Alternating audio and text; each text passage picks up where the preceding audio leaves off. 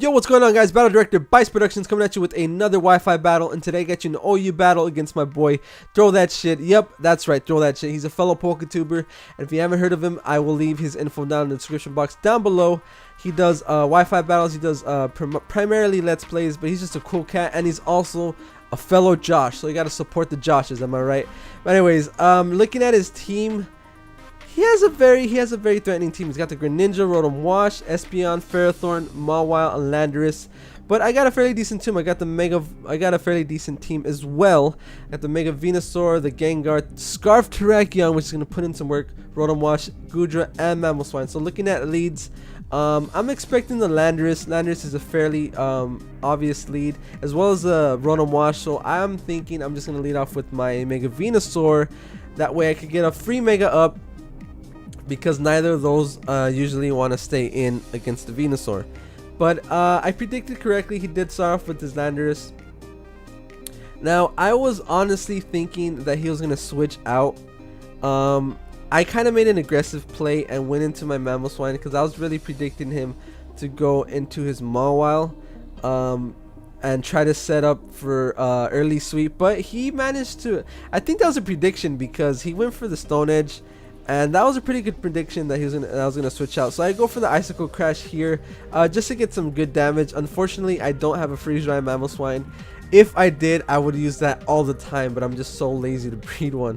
But here I saw how much damage that did pitiful damage. So I'm gonna switch into my Special Wall, my dedicated Special Wall that just destroys Rotoms all day. As you can see, this Hydro Pump is going to do next to nothing to this Goodra. This Assault Vest Goodra is a problem. So he's going to go ahead and Volt Switch on out, because he sees that he's going to do nothing to this Goodra. And predicting the switch, I'm going to go for the Fire Blast, predicting either the Mawile or the Ferrothorn to come in. But he does go into his Landorus, which is a fairly decent play. But he's not going to take this Fire Blast too nicely, and unfortunately I do get the critical hit, and that might come into play later on, as you will see.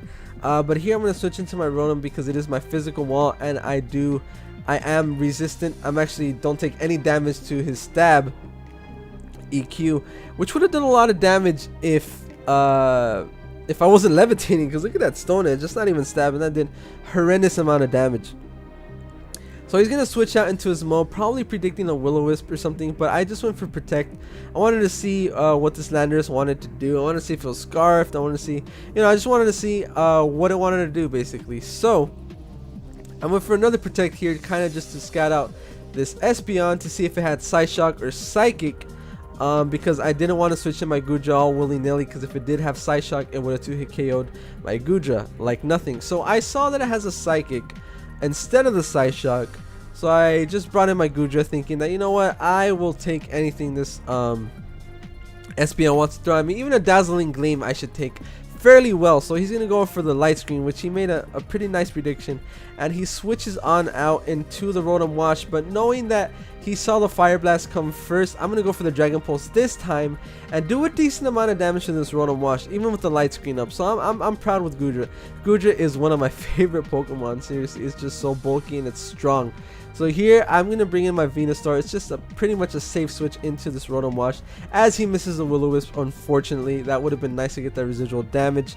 But here I'm so paranoid with that Mega Mawile, I swear to you. So here I went for the Leech Seed, just predicting the Mega Mawile to come in.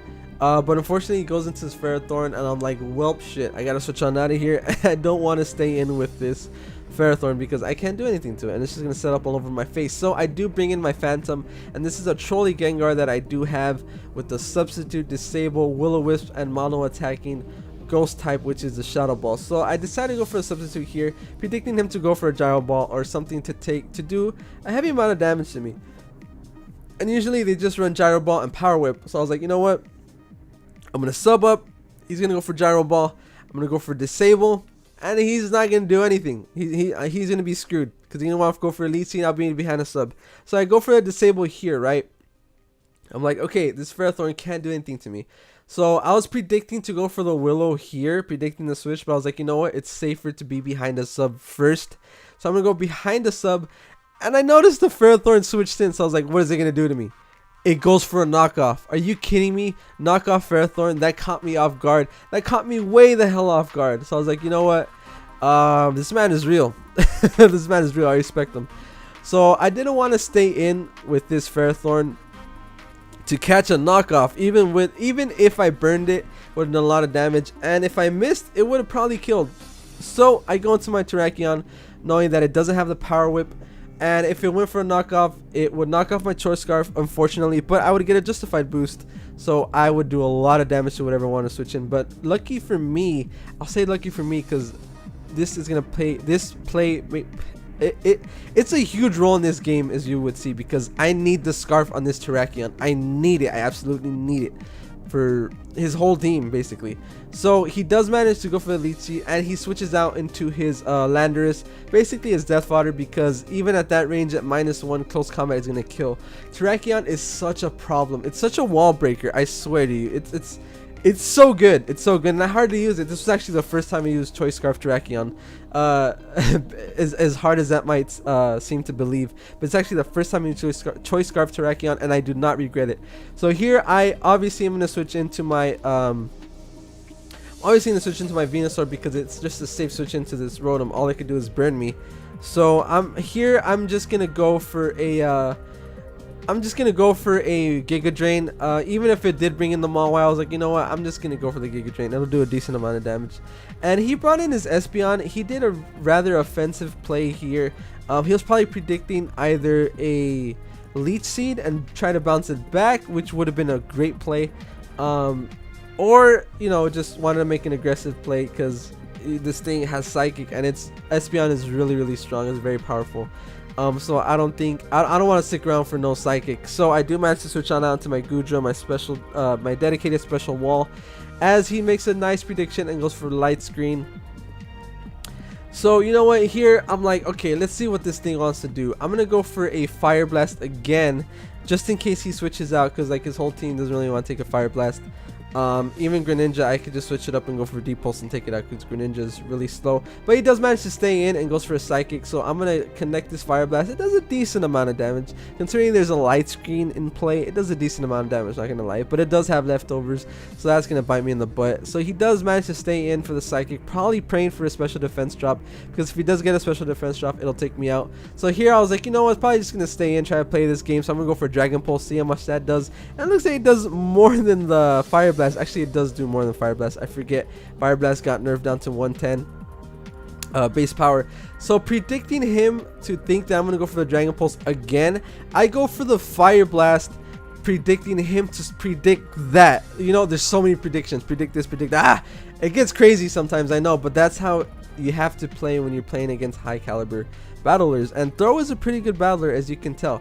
So I do manage to catch his Mawile off guard with that Fire Blast. And lucky for me, I carry EQ on this Goodra just for Heattrans, but it does pay off here. Even at -1, it's going to take off that Mawile. I went for Earthquake because I didn't want to risk a Fire Blast missed. That's why I went for the Earthquake. So he brings his Greninja in here, hoping that he can take me out with the Ice Beam. For the most part, this thing is Life Orb because all Greninjas run Life Orb. So I was like, let's see if I can hang on and survive one Ice Beam, but I didn't, unfortunately. I went for a Fire Blast there, thinking that he was gonna go for a Ice Beam, and that would have completely demolished him. So here he has to switch out if he wants to preserve this Greninja. I mean, he's Ice type now. I'm gonna completely demolish him if he stays in. So he brings out his Ferrothorn. Not quite sure why.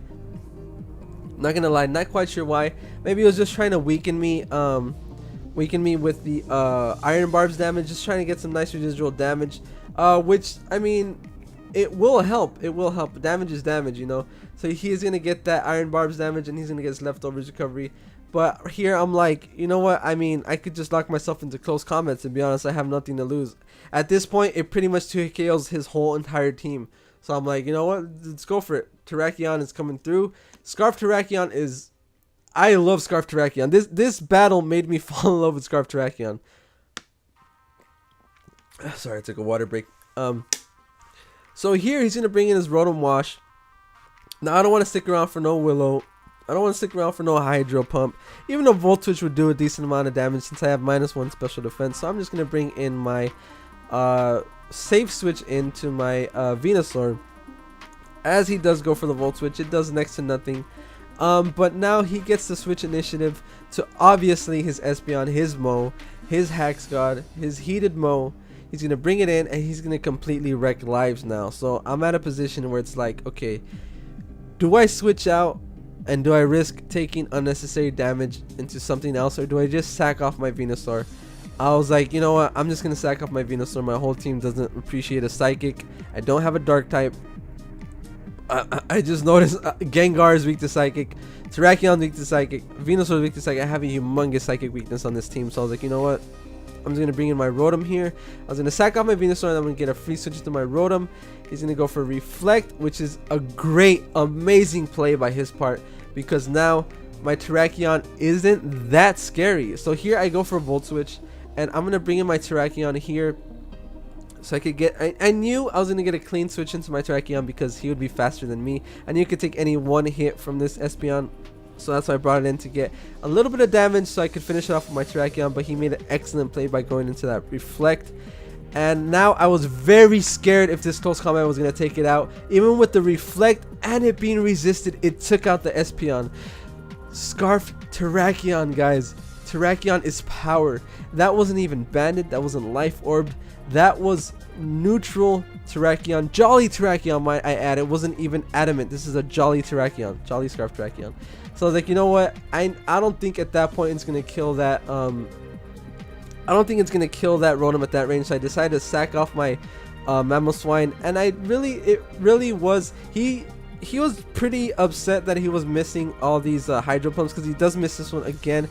But I was like, you know what? I was just gonna sack this thing off, and I was just trying to kill some time, trying to kill some Reflect turns. That's all I was trying to do. I was gonna even go into my Rotom after that. So I mean, it didn't play a huge part in my opinion. If you guys think it did, leave a comment down below and give me some calcs. Maybe it might have mattered, but in my opinion it didn't, because I did have my Gengar and I did have my Rotom. So at this point I was like, you know what, I'm just gonna go for a Shadow Ball here. Hopefully it'll take it out, but unfortunately it doesn't. It manages to live by a Slither, and it goes for the rest, ladies and gentlemen. This is a humongous play. This is a ginormous play. The fact that he survived that Shadow Ball and he went for the rest and he got this Chesto Berry activated. It's just, he has a full health Rotom, and that's gonna be a ginormous play, guys. That's almost turning the game around. So I go for another Shadow Ball, just trying to sack this thing off. But unfortunately I get a crit. Now this crit actually might matter, I'm not gonna lie. That crit might have mattered because he's at a range where Scarf Terrakion, I believe, will take it out. I believe will take it out. So he brings in his Greninja, and I'm like, I have no reason to switch out this Gengar. I don't need it at this point. I really don't need it. My win condition is Scarf Terrakion. My win condition is Terrakion. So he goes for the Scald. He makes a decent play. He has no reason to go for a Dark Pulse. He went for the Scald. I know why, because he knew it was gonna kill, and it's gonna be neutral when I bring in my Terrakion, so he won't be super effective. Close combat wouldn't be super effective on him, so he was hoping he might survive. But Greninja is a glass cannon. Even at neutral, Terrakion destroys his face. Now, had Greninja been at full health, I might have been iffy on going for it. I honestly might have brought in my Rotom first to try and take it, try to weaken it a little bit more, but it did take it out, and it took the Rotom Wash clean out, as you can see. This was a very, very good battle throw. This was a great battle. I would love to battle you again. And if you guys enjoyed this battle, please be sure to show me some love, show some likes, some comments. If you want to subscribe to my channel, my info will be down in the description box down below. I do Wi-Fi battles, showdown battles, and Let's Plays, as well as Throw, and I will leave his info down below. So without further ado, guys, it was a pleasure being here. I hope you guys really enjoyed this. Show some love to Mount Silver Battle, show some love to me, and I will catch you guys next time. Peace.